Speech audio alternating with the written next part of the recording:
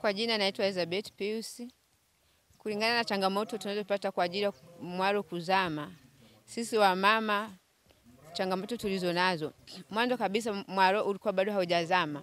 Tulikuwa tunafanya biashara vizuri, tulikuwa tunapata fedha vizuri kupitia mwalo huu. Lakini kwa ajili ya mafuriko, maana yake tumekuwa na hali ngumu kwa ajili ya mafuriko haya yaliyotokea katika kijiji chetu hiki cha Mwakizega, Myobozi mpaka Kabeba. Changamoto imekuwa ni kubwa na imetuathiri kwa kiasi kikubwa sana. Mwanzoni hali ilikuwa nzuri kwa sababu mwalo ulikuwa uko vizuri kabla ya mwalo haujazama.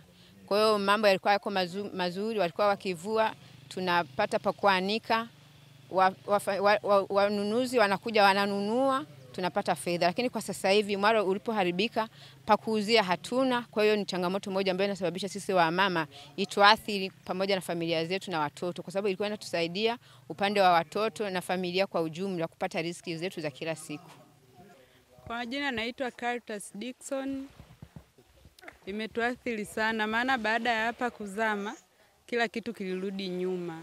Tulikuwa tunategemea uvuvi hapa, tupate dagaa, tuuze wengine na watoto kama hivi, lakini mambo ni magumu sasa hivi.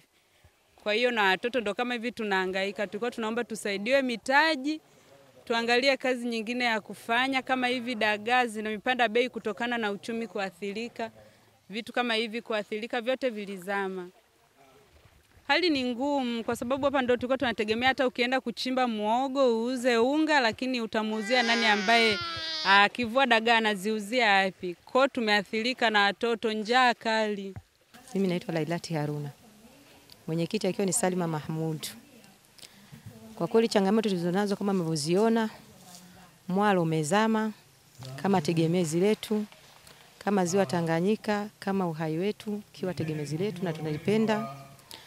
Michikichi imezama, mimea aina mbalimbali imezama, ambayo ilikuwa ni changamoto yetu ambayo tunaitegemea ndani ya mwalo huu. Kama mnavyoona mwalo umevozama, mwalo umekuwa ueleweki. Kwa kweli kina mama kwa kiasi kikubwa tumeathirika kulingana na mambo ambayo yametokea, kulingana na mazao tegemezi ambayo tulikuwa tunategemea kutulinda ndani ya kitongoji hiki yalivyozama. Mambao wazima wote mpaka sasa hivi tumebakia tunategemea ni mwalo huu wa Myobozi. Ndio imebaki kama tegemezi. Na mwalo wa Myobozi kama mnavyoona unapoelekea sio uzuri. Kwa majina naitwa Wendelina Christopher, kikundi cha Tuvuye Kule, mimi ni mwenyekiti. Mimi ninachokiomba naomba kama Mama Samia atatusikia, aje aturudishie majengo yetu, atuwezeshe ili turudi kama hali tulivyokuwa, hali ya kawaida kama zamani tulivyokuwa. Shirika la MECA lipo kwenye utunzaji wa mazingira. Sio mazingira tu. Tukajikita pia kwenye watoto wanaoishi mazingira magumu, lakini na wazazi wajane. Tukapita huko, tukaona sio vyema turudi na kwa wadau. Jamani, wavuvi na wamiliki wa vyombo wote ni wadau wa mradi huu.